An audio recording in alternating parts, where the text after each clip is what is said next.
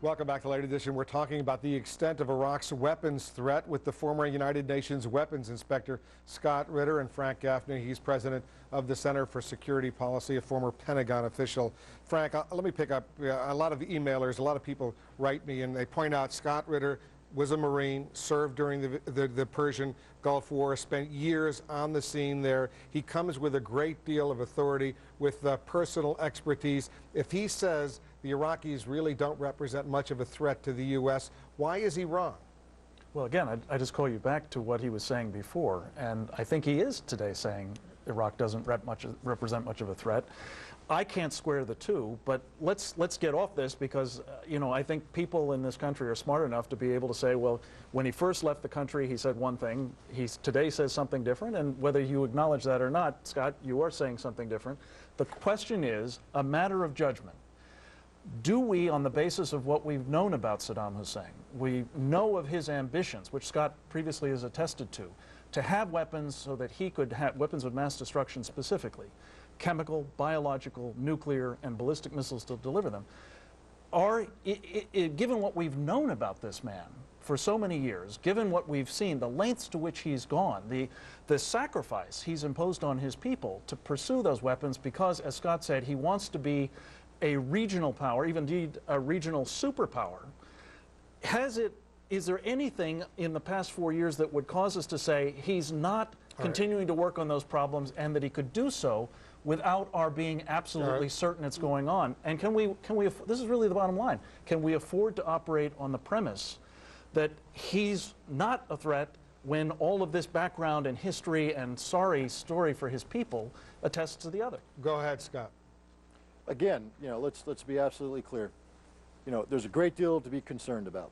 I've said over and over again, and Frank, just read the record. Quit trying to twist my words. I've said over and over again that Saddam Hussein's arsenal of weapons of mass destruction has not been completely accounted for.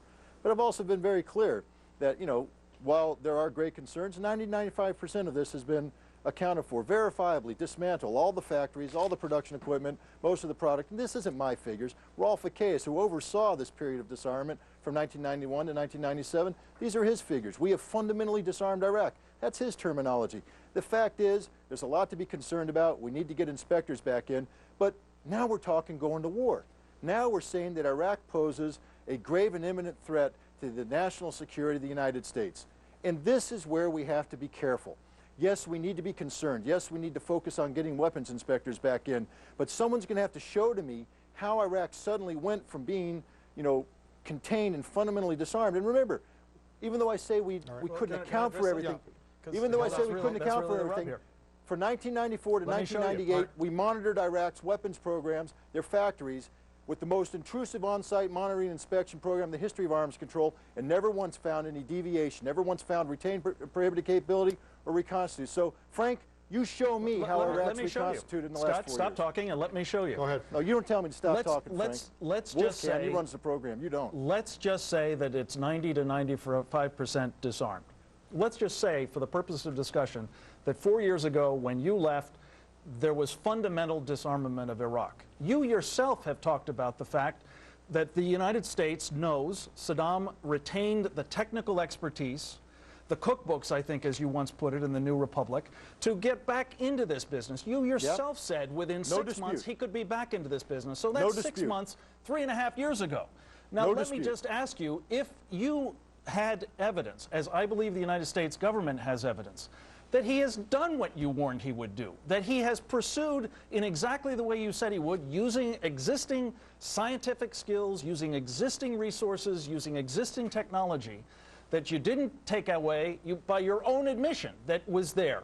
Just that alone, to say nothing of what you didn't find when you were there, it only stands to reason. It is only prudential to assume that this guy has the weapons you said he had, and that we have reason to be concerned about not only him having them, but his willingness to use them, including against us. Well, look, it's prudential to stand up and make sure that before we send 250,000 American troops or more into a region to wage war, to fight, perhaps die, to give the ultimate sacrifice for their country, that we ensure that this is a sacrifice worth giving. Remember, Frank, it's not going to be your butt on the line. It's not going to be mine. It's going to be other people who are going to do the fighting and dying for your warlike rhetoric. Let's make sure let's make sure before we ask them to make the sacrifice that there is a threat. Yeah, I share your analysis. I concur that Iraq could have done many things. I'm very concerned about it, Frank. I said so from the beginning. 6 months, they could reconstitute. It's been 4 years. We need to be concerned. But we can't jump off the war. The reason that we are now facing the prospect of war is not because we have sought it. It is because Americans here at home, not just Americans that might be sent to Iraq, are at risk. I among them, you among them perhaps, but certainly a great many of innocent Americans, and that's what's prompting the president to say, we don't have the luxury of further inaction. We don't have the luxury of hoping that somehow inspectors are going to do what you couldn't do 4 years ago. Scott, we'll pick up that point right out of this commercial break, but we have to take another short break. More of our conversation with Scott Ritter and Frank Gaffney when Late Edition returns. Stay with us. Late Edition with Wolf Blitzer is brought to you by Union Pacific, building America.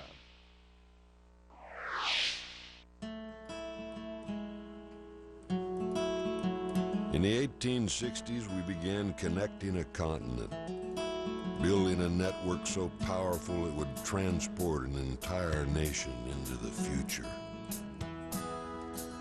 I guess you could say we've been online for the last 140 years.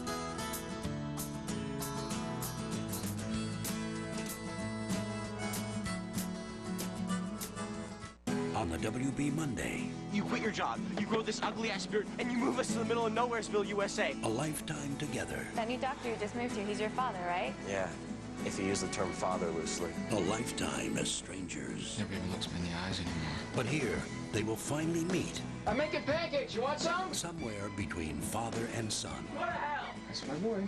I can't believe you think my beard is ugly. Everwood on the WB Monday.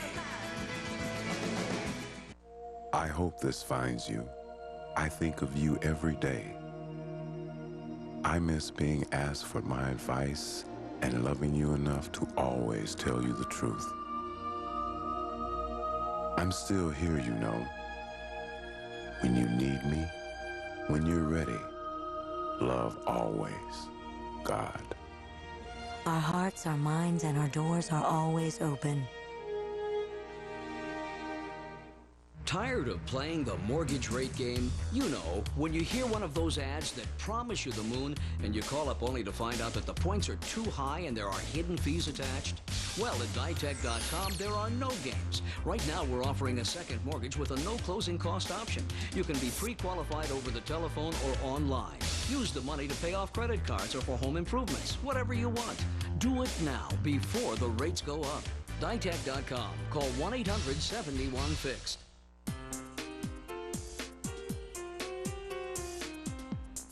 I think arthritis can change the way you perceive yourself, if you let it. The trick is, don't let it. Move over, Aleve. This is Tylenol arthritis pain. A different Tylenol. Just 2 caplets in the morning have the strength to last all day, with safety that can't be beat. Arthritis pain? Don't we have better things to do?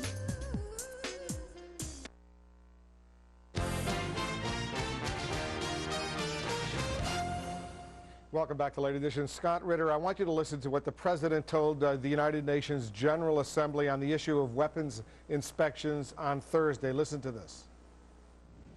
In 1991, the Iraqi regime agreed to destroy and stop developing all weapons of mass destruction and long-range missiles, and to prove to the world it has done so by complying with rigorous inspections. Iraq has broken every aspect of this fundamental pledge. Do you agree with the President? No, they haven't broken every aspect of this fundamental pledge, because if they had, we wouldn't have achieved the fundamental level of disarmament that you know, even Mr. Gaffney says could have possibly been accomplished. The bottom line is, saying, give you the benefit of the doubt. I didn't acknowledge that. I'm not sure that's true. Okay, whatever. Let's talk about what is the case here. Here you have the President of the United States putting out a very stark black and white case against Iraq, when in fact it's fairly hypocritical to have the President of the United States stand before the United Nations and claim to be totally the good guy wearing the white hat. You know, in 1991, we supported a resolution that said if Iraq is disarmed, we would support the lifting of economic sanctions. But every, you know, in 1991, Secretary of State James Baker said that even if Iraq complies, we're not going to lift sanctions until what? Saddam Hussein's removed. The United States has had a policy of regime removal in place since 1991 that flouts international law. Well, let's Frank Gaffney, Scott Ritter does make a point, though, that even if the Iraqis were to comply with all these resolutions, the Bush administration's position is that he still must go. There must be what's called regime change. Look, the reality, Wolf, is I think you know, having documented most of this sorry history of the past 11 years, is the people of Iraq have suffered unspeakable privation at Saddam Hussein's hands, not because of the sanctions regime, not because of the oil for food program, but because Saddam Hussein has found it expedient to manipulate those to the maximum detriment of his people. We have seen throughout this period, much of it anyway, that inspections can't work. It's a means to an end, not an end in itself. At the end of the day, what we now know, I believe, on the basis of this sorry history, is the Iraqi people will be better off. The people in the neighborhood will be better off, we will be better off, and we will have the only certitude we're likely ever to have that the weapons of mass destruction program has in fact been ended when Saddam's regime and the ruling clique around it are gone. It's the only way to do it. Scott Ritter, I just want to make our viewers, your position be very precise. You're not defending the Iraqi regime. You have, even though you went to visit Baghdad a week or so ago, you haven't emerged as an apologist for Baghdad, have you? God, no. I'm an American patriot. I love my country. I put my life on the line for my country once. I'd do it again many times. I despise the regime in Baghdad. I hate it. From my lips to God's ear, may the man die right now. I agree with everything Mr. Gaffney just said. Saddam Hussein has cruelly manipulated the suffering of the Iraqi people. He's distorted the facts, etc. I just have no sympathy for that government.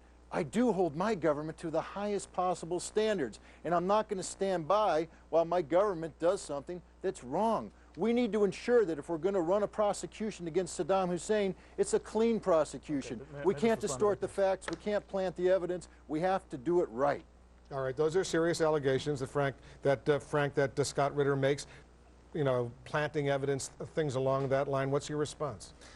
As I was just saying a moment ago, Wolf, I think the only way we're actually going to know the full extent of Saddam Hussein's weapons programs and malevolent activity is once we're in the bunkers and in the files and able to find them out. That can't be done with inspection regimes. This coercive inspection nonsense, I think, is a formula for Black Hawk Downs or worse.